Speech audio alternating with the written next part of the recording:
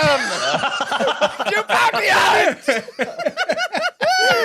What's up, everyone? Welcome to Bounty Hunt, a UTD Network podcast where we hunt down all the extra content in the Star Wars universe. I'm your host, Eric Eilerson, and joining me today is the full crew. We first have Dr. Corey Helton. What's up, man? Oh, I'm so uncomfortable with this. I'm good. I'm excited to talk about this episode. This was a ton of fun. This one was good. It was. And what's even more fun is Dr. Charles Hankel. Hey, sir. Hey, I'm here too. If anyone's wondering if you're just like listening or something, Eric was banthing. Is that what we're gonna call it now? Banthing. Like a bantha. We need a name for it. We do need a name for it, but what we need more than a name is comfort. And what gives us more comfort and solace in this cold, cruel world than Wes Jenkins? And coffee, everyone. Good morning and good afternoon. It's a happy Sunday, and can't you just feel that? The caffeine rush? Eric, your blood Do we have starts bubbling. sponsors? Is this a Folgers Oh, commercial? please. Folgers too big. We need like I don't know, Hills Big Brothers. They still around? Sure, why not? But what is around, for sure, is the Bounty Hunt podcast, everyone. Hi. This is our show where we talk about the shows in Star Wars. There's a lot of them. But today, our mark is the Book of Boba Fett, Season 1, Episode 2, Tribes of Tatooine. This will be a full spoiler conversation on the episode. So if you haven't watched it, like I said last week, I don't believe you. You're watching a live stream. It's in the title. Too late, baby. Before we get into anything, though, we need to do a very special thank you this week to our graphic designer, Ryan. We call him out at the end of Living Force. He creates our overlays. And if you're watching us live on video, you will notice, or later on video, frankly, you will notice a brand new overlay system for Bounty Hunt. We used to just do the Living Force. But look at these. There's new colorations. There's new graphics. It looks freaking awesome. Ryan, you're a stud. This looks beautiful. Ryan. Thank you, Yes. man. Yeah, it does for sure. I get more in the Bantha-ing mood, frankly. I know. Between this and the new metal music that Wes has chosen for us, like I'm ready to be here every time. This ain't no Mandalorian. There ain't no baby to save. Well, or is there? Huh? We'll see. But what we're going to do this week, we are going to briefly recap what happened in Season 1, Episode 2 of the Book of Boba Fett. Then we're just going to chat about it. We're going to rate it 1 to 10, and then we're going to just talk about what we liked about it, if there's any things we had notes on, theories. It's very laid back, very chill. If you're here in the chat live, hello, happy Sunday. Go ahead, throw your thoughts in there as we go, and we'll call them out as we can. All right. To begin, though, Season 1, Episode 2, Tribes of Tatooine, begins with an interrogation. The assassin from, we find out, the Order of the Nightwind is brought before Boba and Fennec to figure out why he attacked them in the street. They eventually threaten him with the Rancor, and he gives himself up immediately, only to find out that, bro, there's no Rancor. Have you seen Return of the Jedi? Get with it. But he does give up that the mayor of Mos Espa is the one who hired him. The Boba and Fennec and the lovely fit bodyguards of Gamorreans bring the assassin back into the mayor's office, where we find that great Major Domo again, who desperately tries to keep them out of the mayor's office. But they barge their way in to find the Ithorian mayor, who honestly looks really great and talking out of his side necks. He immediately assassinates the assassin, ironic, within his own chambers, and tells him that they're illegal. Thank you so much for bringing them here. By the way, if you want any info about this, you should go back to Sanctuary. Boba and Fennec then go back to Sanctuary to meet our Twi'lek friend, who tells him that the twins have arrived and have laid claim to their former, I believe, cousin Jabba's territory. The twins, we find out as we go outside, are Hutts. They arrive in their giant, disgusting forms being carried, and they're guarded by none other than freaking Black Chrysanthemum. That's right. Buddy. Our comics boy in live action and gladiator armor. We're going to talk about that later. But they basically give Boba a threat. They're like Boba threat, if you will. They are here to stay. It is their territory, but we'll get back to that in a future episode. Boba then goes back to his back to tank, and the real episode starts when he starts flashing back to training with the Tusken Blade Master. However, during his training, a train arrives. A sand train arrives and wreaks havoc on the Tusken tribe, killing a bunch of them, including a bunch of banthas. Boba then used Tusken's sign, which arrives back, to tell them that he will stop the train with gun and rifle and stick. He makes his way over to a bar where he finds a bunch of raiders, kicks their ass completely to steal their speeders, and teaches the Tuskens about those speeders when he gets back. Because you know what? It's just like riding a bantha. He trains them on the speeders. They do an awesome montage, and they're ready for a train heist. Next time the train comes back, there is a giant heist, including speeders going across the side of the train, sniper Tuskens, melee battle on the train. It's all awesome, and eventually they do succeed in taking down the train from this little spidery droid. Boba then talks to the Pikes, who it turns out have been running the train. The train is full of spice, and he tells them, hey, guess what? This is native land. If you want to be around here, you got to pay a toll, and if you kill any Tuskens, we're going to basically slaughter all of you. Deal with it. Because of this, Boba has leveled up and earned a lizard hallucination. So he goes back to the Tusken camp, and a lizard jumps into his brain. He then walks into the desert, finds this tree, and starts having visions of Camino, of Geonosis, of his past, which culminates in him breaking off this branch that he then fashions into his brand new, his own gaffy stick. It's absolutely phenomenal. He also gets these ceremonial black robes, which we saw him have in Mandalorian. He goes back to the fire pit with all the Tuskens, shows off his robes, his new weapon, and joins in a ritualistic dance, almost like a haka in a way, with the whole Tusken tribe to end the episode. All right, fellas, a lot happened in this one. Let's go around 1 to 10. We were pretty much around 7s and 8s on episode 1. We liked it. Charles, episode 2, what did it do for you? Episode 2, couple of highlights. It was way longer. It was like almost an hour long. Like this was like almost movie status. I absolutely loved the flashback stuff, like Dances with Wolves type kind of story. A lot of just Native American type, symbolism there. And dude, I literally screamed at whatever time it was, way too early to be screaming in my apartment building when Black Chrysanthemum and the Hutch showed up, man. Insane. So if an episode makes me literally like stand up off the couch and cheer when I see something, like I gotta give it a 9.5. I loved this episode. Awesome. Corey? 10. Thank you, Corey. Listen, man, I absolutely love this episode. I think I immediately posted in Slack as soon as I'd watched it. I think I said that I think this is the best episode of live action TV that's been produced so far. You did. And I've rewatched it since then, and I still think that. Like, I absolutely loved this episode. I can't believe it was even the same like show as episode 1. Like what the hell? Like what the hell? Like it doesn't even seem like the same show. Yeah, and it makes me like I'm bringing this up right now because I forgot to bring it up in the first place. I think that's probably in large part due to he brings up the IMDb to Steph Green, the director of this episode. Absolutely killed it. I mean, directors can do a lot, but I think this one really showed from episode 1 to episode 2, freaking awesome. It's like when we got those Deborah Chow episodes in episode season 1 of The Mandalorian. Yeah. I can't believe we started off so weak compared to this episode. I mean, holy crap! Like this was not even in the same universe. Like it was crazy, absolutely nuts. The cameos, the action, everything was so good. I can't wait to talk about the Hut bodies, just like like Diego Luna. Didn't you just want to touch them? You just wanted to touch. I was eating chili when they showed up. It was disgusting. It was a bad time. Yeah, I can see it. Yeah. All right, 9.5 out of 10. Wes, what do you got? You gonna bring us down? I don't want to be a damper on the last 2 ratings. Then don't, Wes. I mean, don't. Back to you, Eric. What do you think? No, I really enjoyed it. It was like I was talking to Eric before the show. It was about 10 minutes of like present time in Book of Boba Fett, and then the 35 to 36 minutes of flashback, which was awesome because we really want to know what's happening, like in his flashback, what happened between Return of the Jedi and where we are at now. So, having said that, I'm going to give this episode a 9.1. I'm not going to go as high as you guys, but I really enjoyed it. Score. Yeah. That's solid.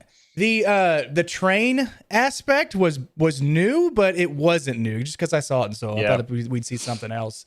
But the cameos of all the different people, especially the cameos. Thanks, Tim, in the chat. Yeah, I We're think that's great. solid criticism, Wes. I think that seems to be like some of the most solid criticism that's online right now is talking about people want present day Boba Fett stuff, which I think is maybe valid. So I'm excited to talk about that some too. Eric. Very solid.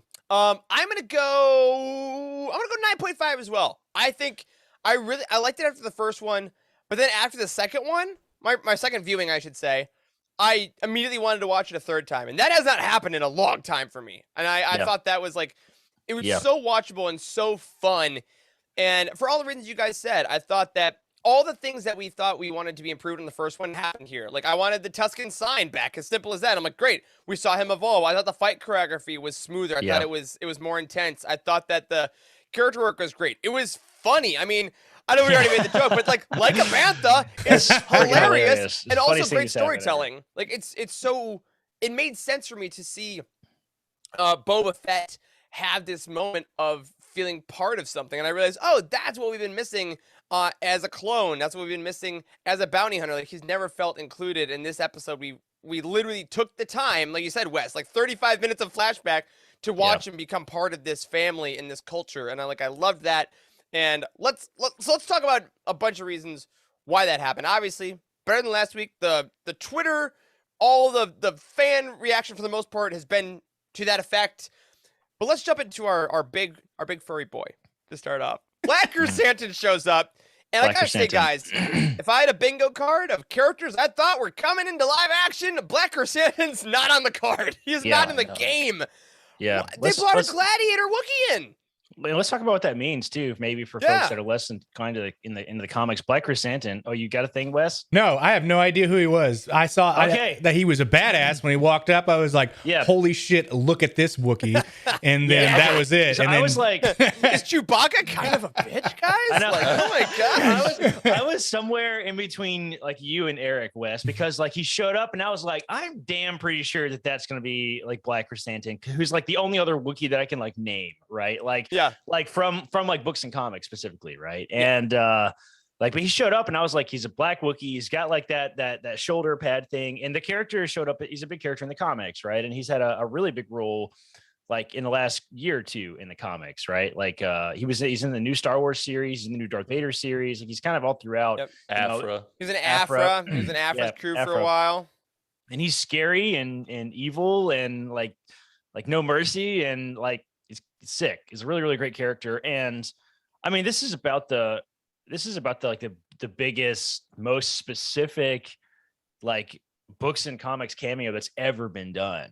Like this character was brought from books and comics to live action. Like, holy shit. Like that's like a step above even bringing Thrawn to like animation, right? I mean, this is a live action character now. So holy crap. And what's exciting is like it's obviously such a physical character. Like the stuff that you see him do in the comics is like Chewie on steroids, right? And actually he does fight Chewie like one-on-one at one point. But you don't bring this character in and just have him stand in the corner and look menacing. Like that's what he did in this episode. But there is going to be a knockdown, like drag out fight. There has to be. And like just thinking forward to that is so exciting. But one other point I wanted to bring up, I wanted to get y'all's thoughts is like they did some or a lot of CGI, which makes sense like for the huts and stuff, right? Because you're not going to build up 2 practical huts for 7 episodes of a show. But like the Ithorian was a puppet. Yeah. But then Chrysanthemum was like, I think just totally CGI. Like maybe there was someone in a suit, but it looked very CGI to me, especially like the face, not in a bad way, but that's how it struck me. What did y'all think? I didn't really notice it, honestly. I mean, he was only on screen for a split second too. I feel like it was short. It was very short, but I mean, I love that Boba called him a gladiator. Like that was pretty cool. Yeah. He didn't call him like a bounty hunter. He called him a gladiator, which is an interesting little note. I could notice the CGI from the mayor just by if you look at the hair coming off of his face. You can kind of tell in those little instances, but I mean, it was pretty spot on. And when he was talking with that vocoder, is that what it's called? Yeah, think something so. like Yeah. that. Do we need to get Frank one of those for the team? Oh my god! I'm sorry, Frank. I love you, man. Oh my god! Oh my god. Yeah, Listen, I I think was super. I want to talk about the mayor too specifically once we move past Yeah. Black Chrysanthemum. But I'm such a huge fan of seeing like pulls from books and comics and stuff in shows, and like to get a character like this in is really awesome. Is really really awesome. And the way it was done was really smooth. And he was like kind of in the background, and they made him come forward, and they gave him like a whole shot, and like that was awesome. It's so awesome to see that inclusivity. Yeah, and it's so fun. Jacob makes a great point in the chat that, you know, in Mando season 2, obviously we got Cobb Vanth. It was a huge the aftermath pull, and to bring this character in that proved that you don't need to have read the book to meet this character. He's just a one-off. But like same with Brad Krrsantan, it seems you don't need to have read the comics, but for those of us that have, we're getting such rewards, I think is the best way to describe it. We're getting rewarded for doing that by that little adrenaline boost. Like Charles, like you're saying, you shouted in the morning, like, oh my God, this is so cool. And I think it also makes us that do this, that, you know, our purpose is the books and comics. Shout out to our Cosmic Force friends who are that above all. Like, we feel validated. We feel like, oh my God, we didn't, you know, it's not like I deserved this. If it wasn't on here, it would have sucked. No, it is, hey, we see you, we love you. Check this out. And it's just so cool. And I can't wait to see what Black Chrysanthemum does, because you're so right. There's got to be a knockout drag. Like, if Black Chrysanthemum doesn't grab Boba by the neck and throw him somewhere or something, you know, it's just going to be rad. Because they Lost also have opportunity history. for sure. Like, yeah, like they were on a team in the comics at some point as well. So it'll be very fun if any of that gets brought up. Just really, really great stuff. And does open the door for characters like Aphra, like all these people that showed up only in the extraneous materials, and hopefully will drive people to read those books and comics as well, which again, we always love, not only because it helps us with getting more views, like and subscribe, hit the bell, but also because we think they're pretty good things to read. Do you want me to throw up this graphic? Oh, look at that graphic! Hold on. Look at that graphic. Also, make sure you like the video if you're watching. Oh yeah. Oh, there he is. Great job, Wes. Black Chrysanthemum fighting Chewie. That's crazy. Yeah. I mean, initially when he first came on, I was like, I don't know if this is the character I think it is. But then I googled Black Chrysanthemum. He's got the shoulder pad. I'm like, oh yeah, there's no question. This is so utterly him. Yeah, this is him or someone's getting sued. Is basically what I figured out. Look at all the text on this page. This is the holiday special for sure. There's a WWGH. What does that mean? But if you're listening and you do want to read more about Black Chrysanthemum, his first appearance is in Darth Vader #1, I believe, or #3, but it's the 2015 run, like the Karen Gillan run. So go back there. Our friends in the Cosmic Force obviously know a lot more about that. And if I don't believe we have one currently, but we will be having obviously a Black Chrysanthemum collection and things coming up on the site, so stay tuned. If this hadn't dropped right in the middle of all our planning, we probably could have got there a little quicker, but you know, we can't really distract from that, unfortunately. But that's okay. That's okay. It'll be up there. Read all the comics. Read all the comics. That's our advice. But Corey, since you brought him up so beautifully, tell us about our double neck mouth mare man. Oh man, listen, the Ithorians have a special place in my heart because you guys have heard me rag the Ithorians from like KOTOR so flipping hard, like because we love you too, Corey. In those games, it was just so obnoxious. You have these super long conversations with these Ithorian characters, and the whole time it's just like, boom, boom, boom, boom, boom, and you like have to keep like skipping the text over and over again because like it goes on and on and on and on, and like the speed at which they talk like doesn't line up with like how long it takes you to read the text like at all, right? No. So like if you just wait for them to stop talking while you're reading the subtitles, like you have to listen to it for like a minute and a half. Like it's so obnoxious. It's so wild. Like to get that when we've seen this done a couple times, I think in animation and stuff and in the books and comics and stuff where they have these like vocoder things, these translators they wear on their neck. And it like converts it to basic. And I saw online, I think like the criticism that like it was really hard to hear the basic over the like the rumbling of the voice. Like I don't know if you guys noticed that when you're watching it. I didn't. Maybe like speaker settings or something like for people. Possibly. I could see it. I didn't have that problem, but I could see it. For me, I was not listening. I was not watching with subtitles, right? And because I don't do that on the first watch. I guess my sound system is really bassy, I suppose, when I'm watching TV. So it was kind of hard to hear the basic over, like you had to kind of listen for it. And I kind of loved that little detail of that experience that I had watching it, because like the Ithorians talk in such a deep, bassy voice, like it would probably be hard to understand them anyway, right? So Yeah. I thought that was super, super cool. That we got that vocoder. Like they had to like script that. They had to script like the Ithorian language, right? And then do the other translation too. And his voice was kind of like, I don't know what decision they used to choose what his basic voice would sound like, but it's all synthetic, right? It's not real. It's not, but it's some actor's voice. So well, yeah, Be Nasty in the chat said, and I just double checked it on IMDb. Robert Rodriguez, the showrunner, the creator, voiced it. He voiced Mayor Mokshaiz is his name. M-O-K and then S-H-A-I-Z, Mokshaiz. Yeah, Robert Rodriguez. He also sings at the credits, the song, the voice you hear, that's him. Like he pops himself in so much in this show. That's really cool. But yeah, that's him. Yeah, I love this character. I think he's I think we have a lot of room for expansion opportunity with the mayor, right? Because he's like, he presented himself so professional, kind of like a mafia boss, kind of in a way. Oh, right? yeah, But he's I loved obviously like a ruthless killer, right? Like he's like, oh yeah, thanks for bringing this guy in. And he looks over to the guy and he just shoots him without any question. Just like, okay, all right. Yeah, like, and put himself in a hell of a stance to do it. I mean, wide-legged, just real quick. I was like, I don't think that was needed. No, this mayor was awesome. I love the mayor like that because he clearly is like, because the Major Domo, I think, gives the impression that he's kind of a wimp that's like, oh, well, I don't know, I'm sorry. And the mayor's like, no, I dealt with Jabba the Hutt for years. Like, I know how to run this place. I'm like, oh, right, you're kind of a crime lord yourself, aren't you? I love this. I love the little battle about who's in charge, right? Like it's cool to see this sort of fight for territory amongst all these crime bosses is really awesome. It's like Star-Lord and Thor at the end of Endgame. Like, who's in charge? You. Oh, of course.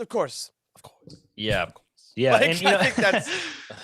I also really love the amount of aliens that we're getting in this show. Like most of the so many, almost all the leading characters are aliens, right? Which is really cool. So like, and I really love the really fast transition we had from talking to the mayor and all the aliens in that scene to going to the sanctuary, right? Yep. Like the casino place with the Twi'lek, who again, I really love all the Twi'leks that are in these scenes and stuff.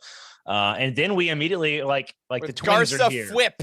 Then the twins are here. Let's talk about the twins. I want to talk about the twins because the drum. The drum. Yeah, I love it. Did you guys think it was going to be Hutts? I did not. I did.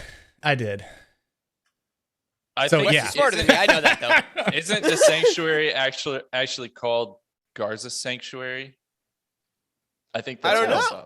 Oh yeah, probably because her name's Garza. So yeah, that makes sense. That's really cool. And like, I don't know. So a couple small details that I thought were really, really cool. Kind of pulls, right? Like the first was the drums. That was awesome because like you heard the drums before the like, conversation was over, right? Twins. Yeah. Like the drums started playing. Then the lady in charge of the sanctuary is like, the twins are coming, but they're already playing. Like once you got to that, right? And the music stopped. And as we know, the cantina music only stops when someone gets shot, and then it starts up immediately. So the fact that the drums themselves, the presence of the twins, can stop cantina music, that was a weird like. Cool. This is a big deal. But I got a gig. The drums are going. Oh god. Oh man. And then we go outside and we actually see the twins come up, and I love the fact that these giant super fat Hutts are being physically carried by people. Yes. God. Dude, what a horrible job. The litter they were on was actually like bent. If you looked at it, such a cool little details like that. This is Star Wars we're talking about, right? In fact, like we have a specific name for the technology that carries around Hutts. It's a hover sled. Like we get that in books and comics and all kinds of stuff. They didn't have to be physically carried. This is a symbol of their power. Of course. Right? Like, I loved it. I swear you could see the strain in like the people in the front. Like there was a Twi'lek that was just like, oh my god, this is fucking ridiculous. They like actually made him. It's like you know when I'm taking Morden out for a walk and we get to the stairs, and I know he can go up the stairs, but he looks at me and I'm like, fine, I have to carry him. It's a power move. It's the same thing. Like that. It's like you could do this. hilarious. Oh my god. But it was funny too because that was like right after however many instances of people saying, "Oh, I didn't see your litter." Right. Right to Boba, Yeah, and set he's that always up. like, "I walk my own TV." I love too. I think it was the mayor that said it to him this episode, and he finally didn't say it. Like he didn't say, I walk everywhere. I walk on my own 2 feet." He just stared at him. Like it was just silence. I didn't see your litter. We've already covered this. We've already covered Bruh. this. Like, Yeah. shut the hell up. Yeah. Yeah. Harry, and you are not a big fan of the mayor's lackey, if I remember correctly, right? What did you think about him in this episode? That That's guy. what me? Yeah.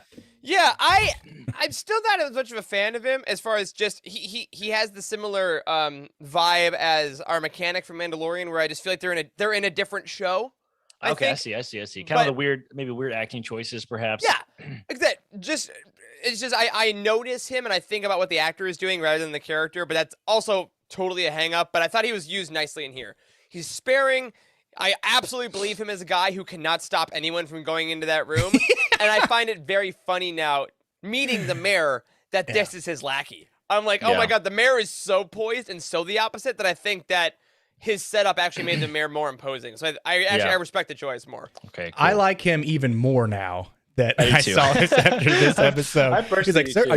you cannot go in there. He is very safe corporate is what he is. He is not trying to say anything over bounds or anything. I'm not that gonna touch would, you. I can't touch you. Yeah, And He's had, exactly. He's had really good HR training. like- very much so. And then the guy, the like receptionist before he even got there was like, he's like, Boba makes this big entrance. He's like, I am Boba Fett. He's like, well, let me see if you're on the list.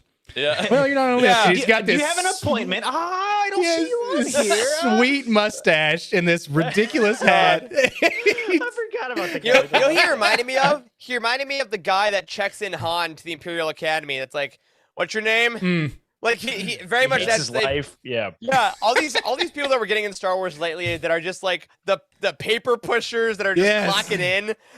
Because you have to have those. Yeah. Like you don't know that you're meeting the main character of a movie or a show. You're just like, Yeah. oh, you have a helmet. I don't know what's your face. Who are you? I don't know, man. I'm out in 5 minutes, and you just we're putting the chairs We're up. closing, man. Like, Come on. like, the kitchen's already clean, bro. Get out I got a here. reservation, man. Oh my god, I love it. Yeah. I'm a big fan of all this stuff too. And that sort of concluded the modern day. the present day stuff, Yeah. right? Yeah. So let's talk about maybe change gears a little bit and talk Yeah. about going backwards. So Corey, you just asked me my thoughts last week. If we roll back the tape, last week Corey was like, I don't know, there's too many Tuskens. I hope we don't get that much. Corey, thoughts on past Corey's words? Listen, man, contrary to popular belief, I absolutely love eating my words when it comes to Star Wars. You really do. 100%. I love eating, and like, holy crap, I was absolutely wrong. I take it all back. This was not holiday special vibes at all. This was like, oh my god, the Tusken culture that we got, and maybe that's what it was. Maybe like the vision was just really clarified this time around, right? Like, I feel like I learned so much about Tusken culture this episode. Mhm. Like, whereas last time it was a lot of confusion, but now I see that as being a stylistic choice, right? Like we're seeing things from Boba's point of view of like Exactly. he's just as confused as the viewer is, right? But now he's Yep. learned. He's been there a while. He's learning what the culture is. He's learned how to communicate a little bit.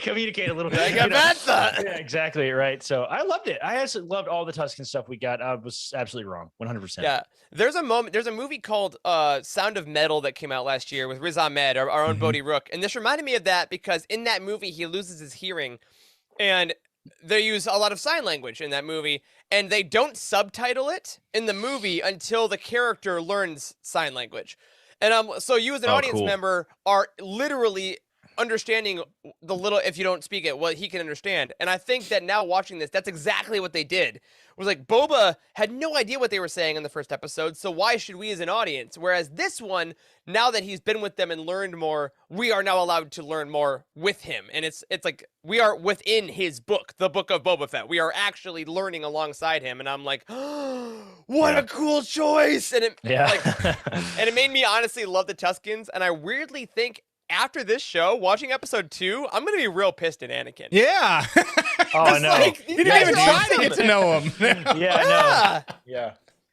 That's terrible. You killed my mother. I mean, just do something, man. Yeah. I Yeah. don't know. Big fan of all the Tusken stuff. I mean, I want to swing back around and talk about all the stuff towards the. I mean, actually, now might be a good time. All the stuff talking about like the gaffy sticks was Let's do it. utterly incredible. I loved it, and it was like, Eric, you have some notes here, kind of about like indigenous influences. Tell me about that.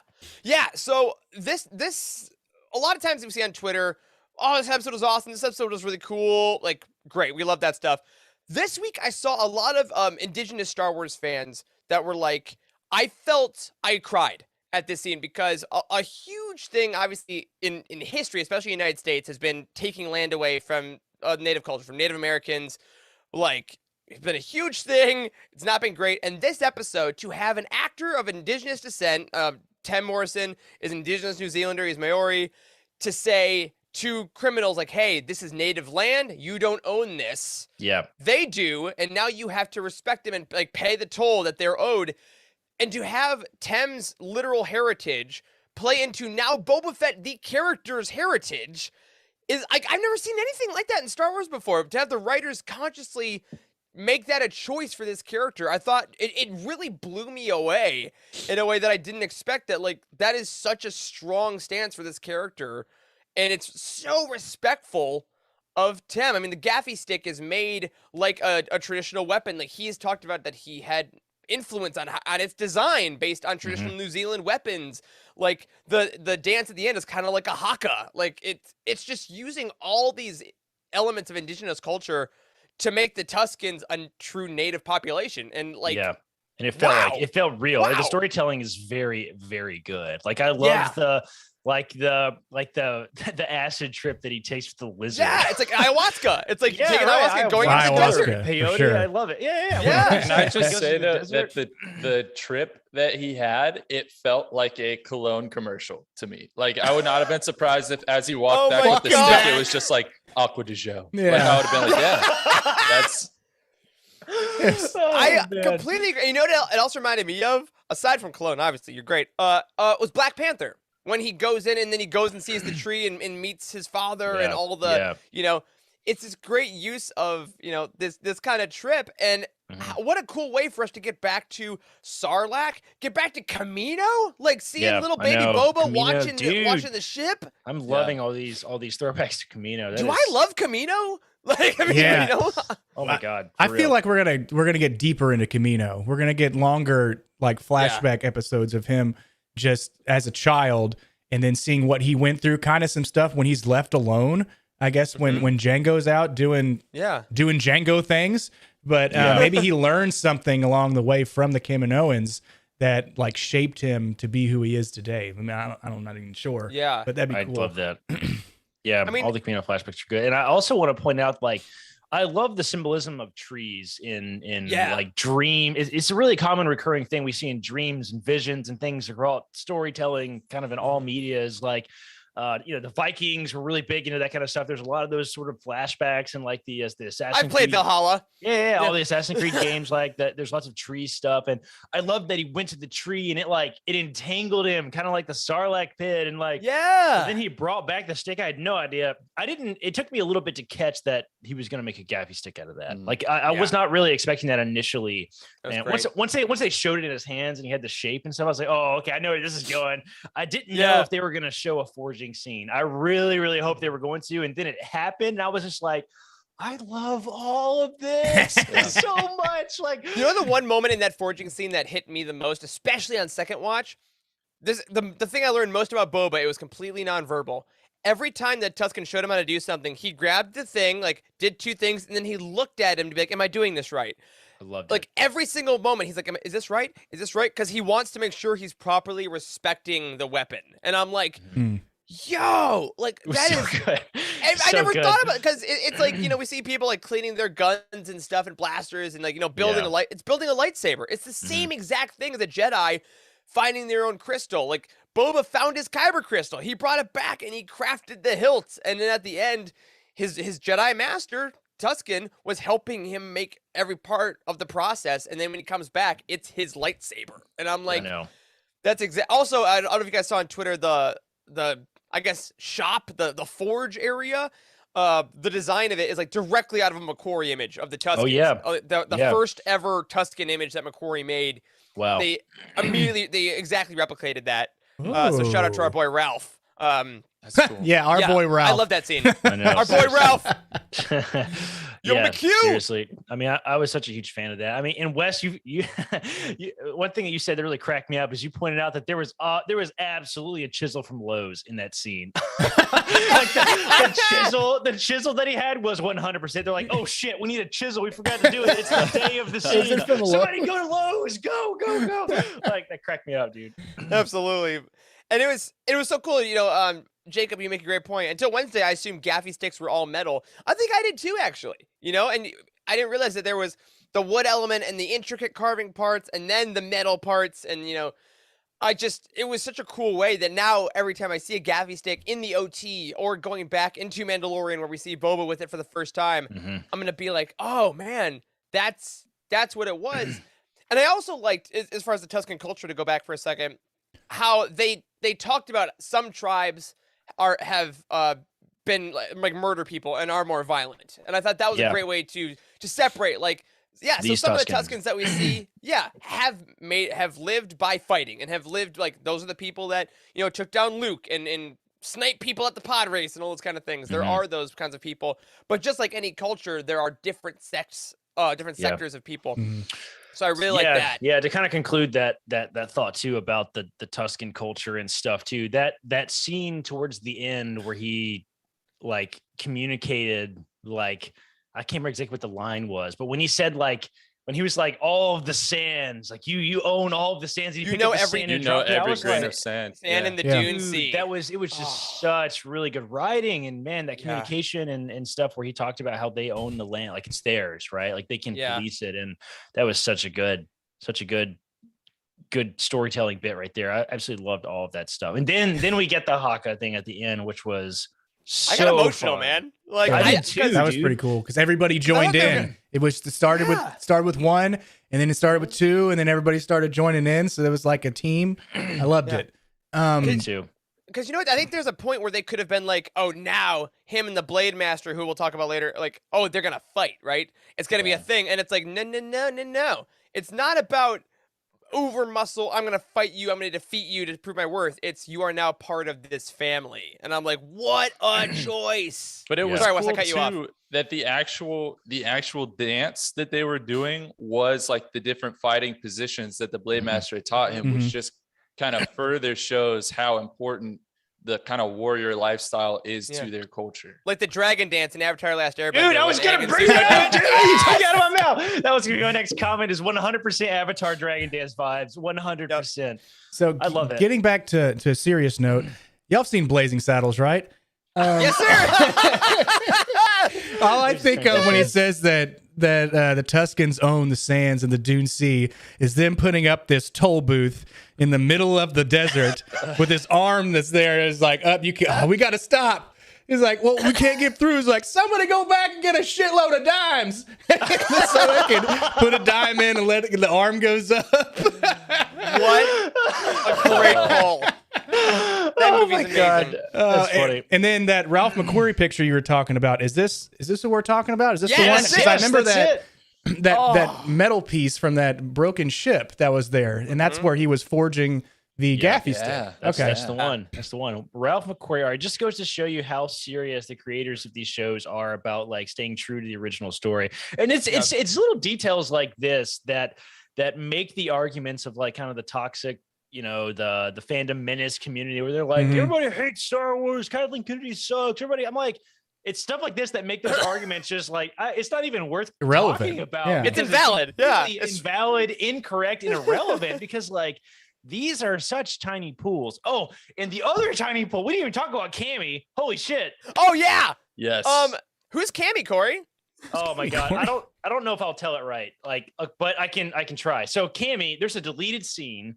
And all right, so first I want to give Emma credit for this on our team, because Emma actually caught this like before somebody else read it online, which was pretty freaking impressive. Okay, so the two people in the cantina, by the way, that's Tashi Station if I remember correctly. Oh. All right. I think I saw online that that's Tashi Station. I'm Okay, pretty cool. damn sure that it's been converted into a bar or whatever. Oh now. wow. So somebody correct me if I just absolutely saw that incorrectly. Oh my God, but I ain't that think the way? It's an old factory that got converted into a brew pub. Isn't that just how it works? It's how it works, man. I think it's Tashi State. I'm pretty sure. I don't know. Correct me if I'm wrong. Anyway, the couple that the the game members were like bullying or whatever where like Boba Fett just came in and kicked all their asses. All right, so they're relevant people from Star Wars. Okay, so there's a deleted scene from the original A New Hope Star Wars film, which wasn't even titled A New Hope at that time.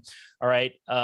There is a deleted scene where Luke goes and meets up with his friends. Remember, Owen Lars is like, oh, you can mess around with your friends later. All right. There's a deleted scene where he goes and hangs out with his friends, and Biggs is there. He like is in town, right? Like he's in town or whatever, and they have the little moment. And then Luke like looks up at the stars and sees the Tantive 4 or whatever fighting with like the flashes and stuff. And you got to look this up. It's on YouTube. It's a really, really cool deleted scene. It's one of my favorite deleted scenes of anything that's been done. And there's a couple in the background, and I forget what the guy's name is. Somebody help me out. Fixer. There's Fixer and Cammy, and they're like a couple or whatever. And they're kind of like touchy feely in the background and stuff. Like they're obviously a couple, and that's all we get. It's a deleted scene or whatever. And Emma on our team watched the episode with subtitles, and it's only on screen for a second. Like it says Cammy. Like she says something like "Don't hurt him" or something, but it shows her name : like in the line that she says. And that's the only line it is on the whole thing. And Emma just immediately recognized it. We were like, "Holy shit! How did you find this?" So that is one of the biggest pulls I've ever seen. And that's like so many layers deep of an Easter egg. I absolutely loved it. She also appears here in the Last Jedi novelization in the prologue. Thank you, Jacob, in the chat. It's a what could have been dream that Luke has, that Jason Fry adds. So if you have this book, you'll recognize her, that his wife in his vision in the prologue, that is Cammy, and she's now she's canonized.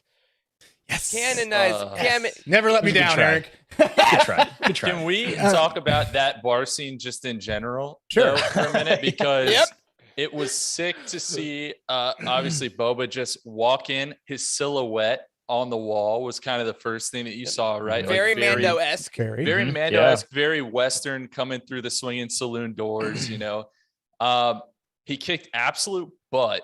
And then the way that he just walked over to the bar, downed the drink, and walked out without a word was like one of the most badass things. I loved it. It might be the most badass thing we've seen Boba Fett do up until that ever. moment. Yes, yeah, and I loved it. I love how like animated he was when he took the drink. Quite refreshing. He's like, yeah. He's like he left. This is like. Although I did have a thought where I'm like, all right, man, here's the deal. If that's a bar. You've had like maybe half a glass of water in the last 3 days, and you just drowned a shot of whiskey. That sucked for you, but you wanted to look cool. Oh yeah, that's funny. Yeah, I liked how Cammy's partner, his hair, like his style, his hair was 1970s hairstyle. They did a really good job of adding that in. Once Emma pointed it out, like Great it's point. obvious that that's the characters. Like they look very similar to those characters in the deleted scene, which is really crazy. That's really crazy. I love to see it. I mean, I love them a lot. I didn't really. I mean, I guess I did recognize, like, we're on Tatooine in the show, right? The ability to throw back to the OT is like real there, right? There's a lot of opportunity there to throw back. We've already seen little things, ties to Return of the Jedi and that sort of thing, but like, I mean, I can't wait to see what other crazy Easter eggs they pull out of this, because there's so many opportunities, and we're talking like 40 years of history, right? Like, holy crap, 50 years of history. Like, this is long damn time ago, and we're throwing back in a galaxy far away. But they're not overdoing it, though. It would be very easy. It would be very easy to just be throwing anything and everything up on screen and be like, see, remember that thing? But it's so subtle but enjoyable if you catch them. But you don't need to catch them. Like, no one needed to know that was Cammy and Fixer. Like, that wasn't necessary to understand the episode. You didn't need to know that was Black Chrysanthemum. It's just a cool Wookiee. But when you know those things, it just adds a layer to the enjoyment, which is the best way to do this type of stuff, I feel. Yeah, I completely agree. I want to go now to one of the most impressive things for me in the last couple episodes, and Tim brought this up earlier in the chat. The Blade Master, right? The Tusken warrior she's played by Joanna Bennett, who is a stunt woman that's worked on like Wonder Woman, has worked on all kinds of stuff. And she is the Tusken Warrior is what she's called. And Tim brought up a cool point that now in Mando and Tuskens, all like the armor or weapons masters are all women, which is awesome. But the moment where they're like on the train fighting, and then she just flies in, jumps off the exploding speeder, and does like a John Wick hallway fight. and then also, can we just That's a good way to describe it. Can we point out how freaking hilarious the whole fight was? Like, oh my god, yeah. The way that like she just like would jerk the people down off from the. Oh my god, that was so funny, dude. It was so funny. I love that. So funny. You could tell that the Pikes did not have training for that whatsoever, because every one of them was getting just stripped down and getting beaten within seconds. I loved it. Yeah, no, it was great. Always love to see the Pikes get their ass kicked. That's for sure. All right. The train heist. We have to talk about the train heist because honestly, it felt like that was like 80% of the episode, even though it wasn't. It felt like it was like the big part of the episode. Budget wise. Oh yeah. Oh my god. Okay. Yeah. First, let's talk about that for a second. Budget wise, because this scene was like not that dissimilar from the Solo scene, right? Like this didn't feel like a low budget version of that by any means. Like this felt like a pretty dang high end version of that, which was. Dude, we're getting this shit in live action TV. Holy crap. Yep. Like the whole sequence whenever the giant like rocket like powers up and then shoots, like it has like there was 2 or 3 people that got shot back doing all of that camera work and all of that like harnessing and green screen. Like even if they'd have the green screen, I mean that is extensive amount of work for a show. They didn't have to put that in there. And if it was 100% CGI, because like maybe it was like it was really damn good CGI. Yeah, like I didn't get taken out of the train scene literally for a single second the whole time. Like it felt real, like entirely live action, which is incredible. The only shots that have ever really taken me out in this show is some of the speeder stuff coming towards the camera. Which has never looked good in any, like even in the movies, it didn't look good. So like it is on par with the films for sure. Yeah. I thought it was really fun. And I mean, there's just something so integral about train sequences from the dawn of movie making. It's fast, it's dangerous, and there's a clock. Like throwbacks to the old westerns of riding horses alongside the train, like the speeders, the way they practice the jumping. Oh my god, we even talk about the whole sequence about teaching the Tuskens to ride the. And they it's like learning to skateboard, just biff it and biff it. I really didn't running know over each other. I know. I really didn't. That was hilarious when he ran the guy over. There was I didn't have any idea like what they were doing when they were trying to practice the hopping thing. Like I didn't know I thought maybe they were gonna, I don't know, rob somebody or something, and they were gonna like take it. I don't know. I didn't know what they were gonna do. But the fact that it was training for the train was so fun. I loved it. Yeah. And then of course we got that being asked that droid was very funny. Like get out of here. It's like peace, man. Jumps out of the train, becomes a little spider, and I'm like, well, how long is he on Tatooine for now? That's do we see him again in the future? Is he? He turns into Dengar. I liked it, and I also liked how it ended with being like, it's not the moral absolution of you can never bring your spice trains through Tatooine. It's like, no, he's got to pay us, man. He's just got to straight up pay a toll. It was real good. And I want to talk about the Pikes here in a second. The other detail that really stood out to me about that was we got a good like 20-second. Oh my God. We got a good 20-second scene or something like that inside the cockpit with Boba. Like that had to be a real set. Like all those dials and switches and dude, that was really intricately designed. Like that was like, they could have very, very easily just made that like, it's very confusing to look at, but this is like, it looked really, really good. It looked really, really good. And the fact that he was just like, all right, let me use the gaffy stick to hit the brakes. Like I loved it. That was really good. And gosh, that wood, and it really shows you how strong that, because that was still the practice. Maybe that was intentional. That wasn't the metal. That was all wood. And that was like, this is how strong this stuff is that he could literally use it as a lever. Physics kids, to literally, extend the lever to make it easier to stop. And I also think it's very fun. Anytime I see a train heist now, thanks to Solo, I'm like, hey, coaxium? Is that coaxium? Looks like coaxium. Yeah. And I love that now that's just a thing we can think about. Yeah. Yeah. Do you think, kind of speaking of the gaffy stick, do you think he's not like carrying it now, right? In the present day? I don't think I see it on his back or anything, right?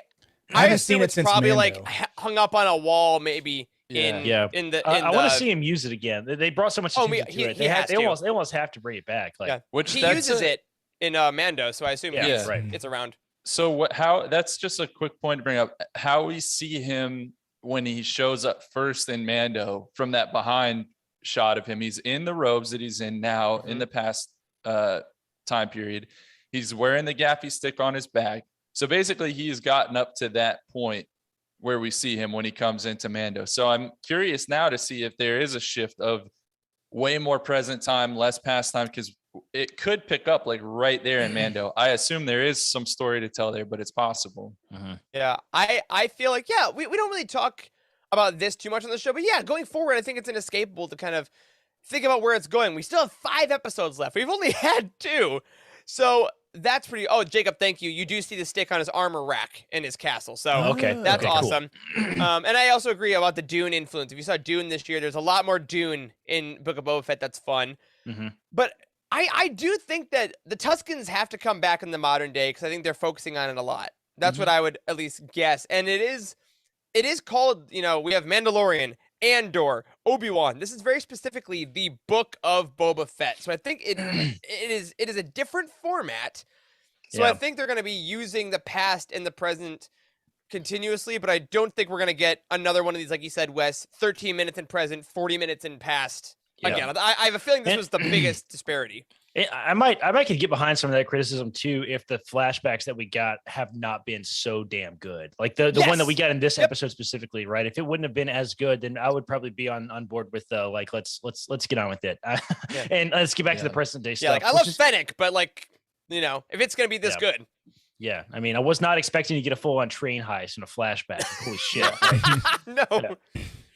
Yeah. I'm very. Oh wow! Just thinking about stoked. that. So it couldn't. So this timing when he goes into flashback into present day Boba, how long do you think that is? How long do we think that is? Between the timeline? Yeah, the timeline. Well, we're like immediately after Return of the Jedi to after Mandalorian, and Mandalorian takes place 9 years. Yeah, so after say like the 10 Return years. of the Jedi. Yeah, that's a decade. So he's with. Oh, I didn't even. So how much time do you think between the first flashback and this flash? Because he's obviously training with them. Not long. So he's with weeks. Do we think he's with the Tuskens for 9 years? No way. No, they have progressed him to being what we see at the in Mandalorian, right? In this flashback, he's got the robes and shit now, right? Okay, yeah. I think this is like. I mean, how long would it actually take to like be able to basically communicate that sort of thing? It's got to be weeks, like at most. Like I don't think we've seen like a year or anything, right? I mean, no. I think He's still wearing the same. He's still wearing the same stuff. Yeah, so we still have an enormous gap of time to work with. Yeah. Right. So, which I'm very for that. interested to see what that's going to be like. How was Boba without his armor for 10 years? Holy shit! Like, how is that? Well, and also, when does he find out where it is? You know what I mean? Like, when does he?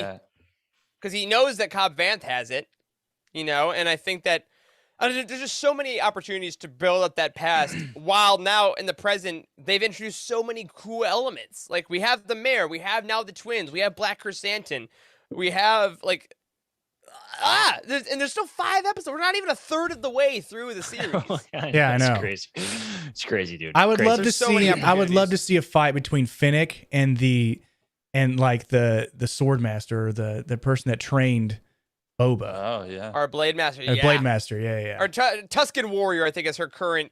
And also in Star Wars, she might get a name, but hey, Frog Lady is still Frog Lady, so like she might never get a name. That's fair. Like I hope Boba she has gets to be the like, Funko. whoa, I know this person. They're okay. Fennec, I do cool. have a feeling it's going to be like calling in reinforcements of like maybe Boba gets shoved out by the twins and Black Chrysanthemum and he has to go back to the desert and be like, hey, don't worry, I know where we can go. Yeah, that would be interesting storytelling for sure. Oh, just so many a lot of cool opportunities things to do, man. I want to talk about the Pikes for a second because this is the only like kind of real criticism I have. Is they look weird. They look weird to me. What's up with that?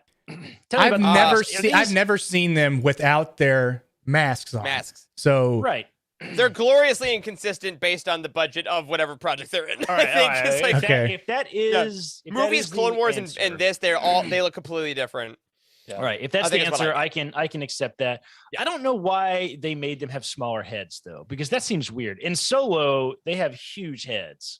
Yeah, with the and I mask think that's on. just budget. I think it's got to be just like because Steven Stanton voiced the Pike leader. He said, famed sound person does voices all over the place for Star Wars, and I think it might have just been like, they needed a mask to fit over the actor's head, and you need the mouth to be able to articulate.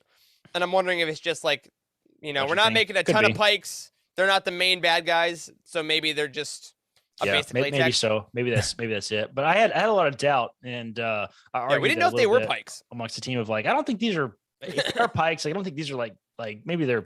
I don't think they're the Pikes, right? Because I didn't think they could survive without the gas mask either. That was like the whole point of that, right? Like, so Yeah, I don't know. I didn't see anything dripping from those masks either, like we did in Solo. Like, yeah, exactly. Like, I don't think Yeah. I don't think they smoke hookahs on a daily basis for fun. Like, I think it's for survival, right? So yeah, it's both. I'll survive it and I get a little high, like it's yeah. I wonder if we're gonna see. I don't think we're gonna see Pikes going forward. I think this was like used for a story beat to get the Tuskens their land back and give the Tuskens power, and the actual bad guys gonna be like the Hutts. And we didn't even talk about the little this whole episode. We didn't talk about blank. We didn't talk about blank because there's a million things.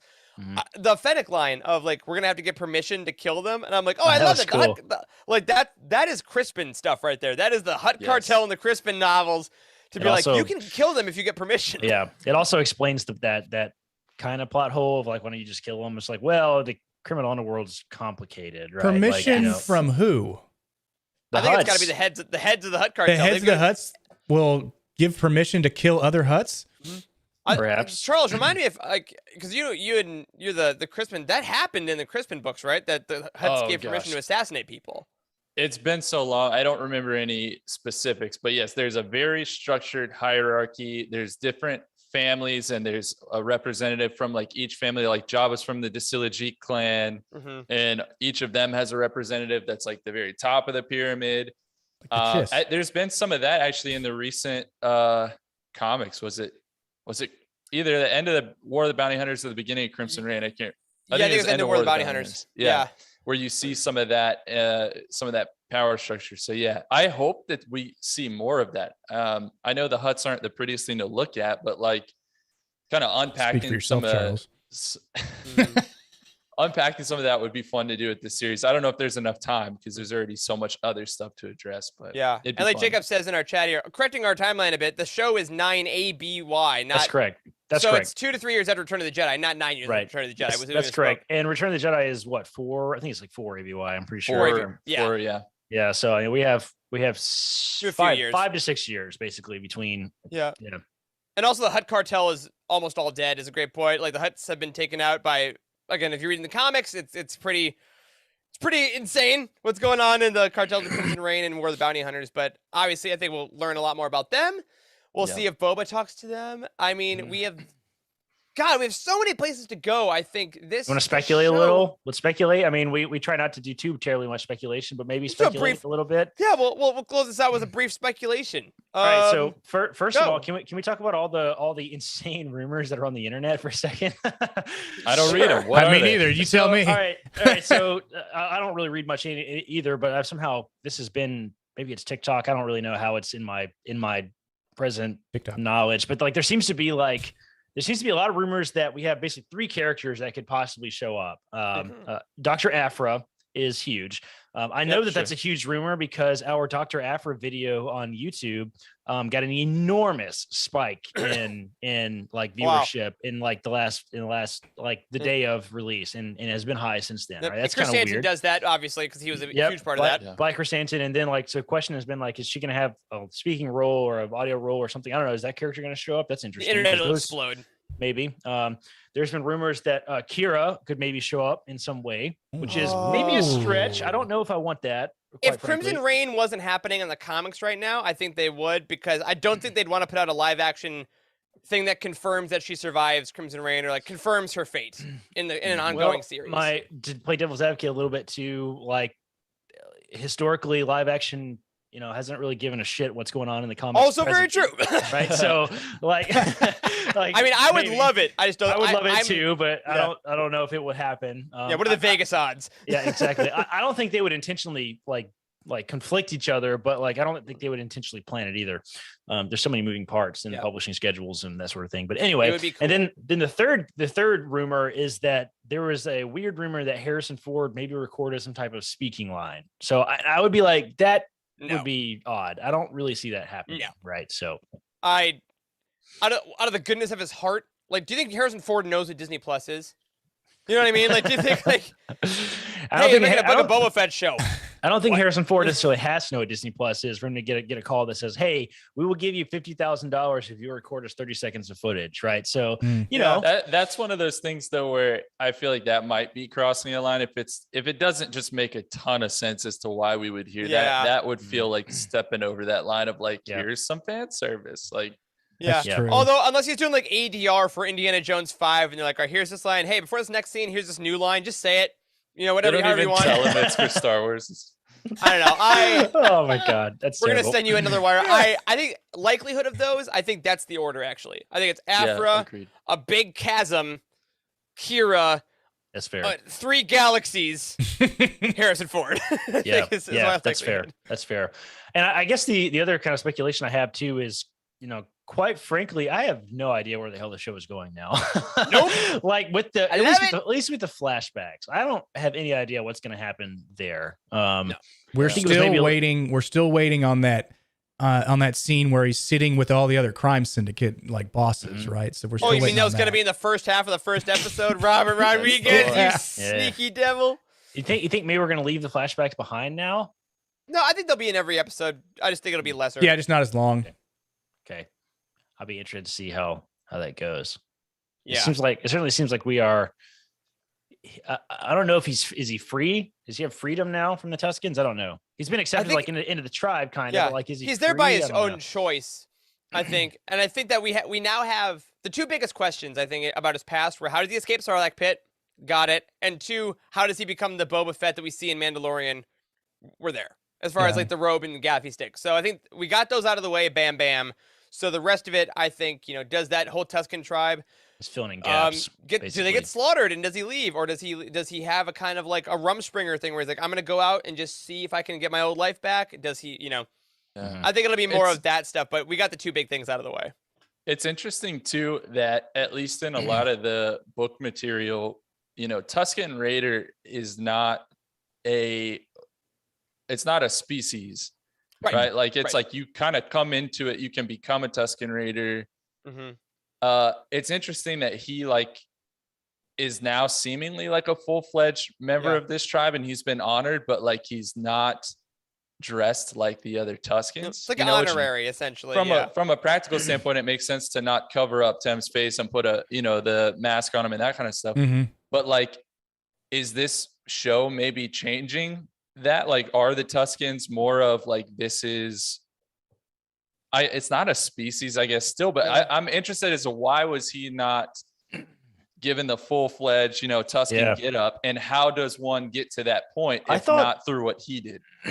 I thought that the Tuskens, there is a general species, I think, isn't there?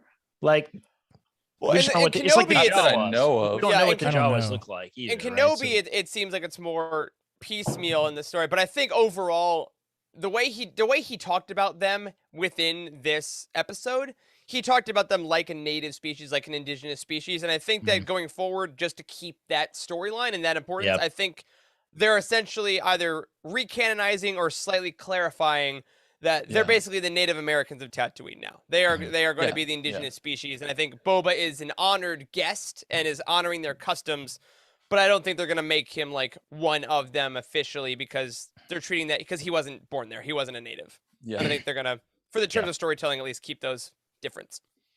Oh yeah, Jacob makes a great point. He also referred to them as Tuskens. And in the books, that used to be because they raided Tusken Fort or whatever. So now apparently we are changing in canon. They want to be called Tuskens because that's what Boba calls them. And not sand people. Nope, they are Tuskens. No. Yeah, they're not Tusken Raiders. They are Tuskens. Awesome. Cool. We don't know who's directing next week yet. At least not on IMDb. I'm sure there's leaks or whatever, but no official stuff. Oh, here's a fun thing we can say. Next week, Bounty Hunt is going to be on Saturday, y'all. Because on Wednesday, we're not watching this episode by ourselves because we're all going to be meeting each other for the first time ever in Asheville. It's happening this indeed. week. We're going to watch Be the in the episode same together. room. We're going to stream Saturday in the same room together for the first time in our history. Ideally, Long time coming. internet allowing. I mean, Internet allowing. We've been promised by the IMDb. We've been promised by the Airbnb host, not the IMDb host, the Airbnb host, that there is very strong internet. But we'll see, of course, right? And if we can't live stream it, we'll record it and then make it put look it like up. a live stream. We have the That's best. right. And we'll We just- have the we'll just best ignore all your DSL on chat. the block. That's right. That's right. Yeah, we're very excited. I can't believe it's going to happen. You guys are going to be, I'm just going to, the whole time, it's going to be all this. I know. It's like it feels still surreal that this is even happening. We've been internet friends for like 3 years now, 3-4 almost. years, Like, yeah. Yeah. this is insane. Like we've never met in person all this time. We've somehow made this happen. This is crazy. I'm really excited. I hope I don't hate you guys. We'll find That's out. damn I'm going to bring a truth. tape measure to see how short Corey is. Yeah. Oh my God. Don't bring a tape measure. All right. I will say, though, so to everyone in the chat right now, first of all, thank you for spending your Sunday morning, afternoon with us. To everyone watching later, listening later, we hope you enjoyed this. We hope you're loving Book of Boba Fett. It's been such a cool, different thing. I'm glad it's not just Mando Part 3. I'm glad it's not just a Clone Wars in live action. It's so fun to see all these projects be their own individual things. And I'm just so happy for Tem and for Ming-Na Wen and for just everyone that's put these together. I can't believe we started where we did, and episode 2 we're already in like 9s and 10s. Kind of cool that it got this much better. Any Agreed. final thoughts, guys, before we get out of here? This show's really fun. I can't wait. Yes, I can't wait to yes, watch it fun. with you guys on Wednesday just to see your reactions know. about just Yeah. our different facial expressions when you watch. I'm just gonna look over and be like, why is he looking like That- They That brought would be in the Jackson. first- Oh my god! Oh my god. Exactly. That'll be the first episode of any of this Star Wars TV stuff that I have watched with someone else. I Same. normally watch all of them like early morning, entirely Yeah. alone. Sure. Like it's still Yeah, dark out. sure. Like it'll be cool to have not like a movie theater experience, but like something closer to that, like a community kind of experience with this. It's gonna be awesome. Make sure they got a big TV, Corey, as well. If not, bring a TV. Bring a TV. Yeah, sorry, that's not gonna happen, bro. We'll buy one. We'll buy one and then keep the tag on it. Return it. Return it on Sunday.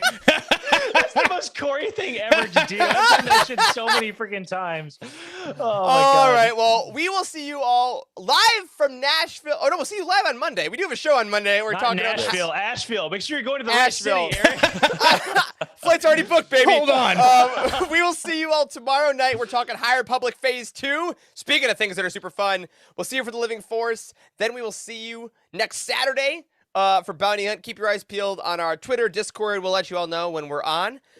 But thank you for tuning in. Thank you for listening. Because, my friends, that'll do it for this week's episode of Bounty Hunt. Keep your eyes peeled for our next segment. We'll be going into episode 3 of the Book of Boba Fett. A special thank you to Cheryl Bell, OK Endar, Jeremy Casina, Joji Kars, Earl Q, Patrick Ortiz, and Carl Sander on our Jedi High Council, and Matt Billington, Harry Latour, Elizabeth Foutier, Jason Mitchell, Freddie C., and Sally and Chris Allenson on our Alliance High Command for their amazing support. Go ahead and tell us all your thoughts on the Book of Boba Fett in our Discord community at utini.com/Discord. Follow the main show on Twitter at Living Force Pod, and all of us for our latest thoughts on all things Oh my God, Star Wars. stop. Eric Allison, Corey is at Doc Star Wars MD, Charles is at C. Hankel, and Wes is at Boss Wes. Until next time, like a bantha.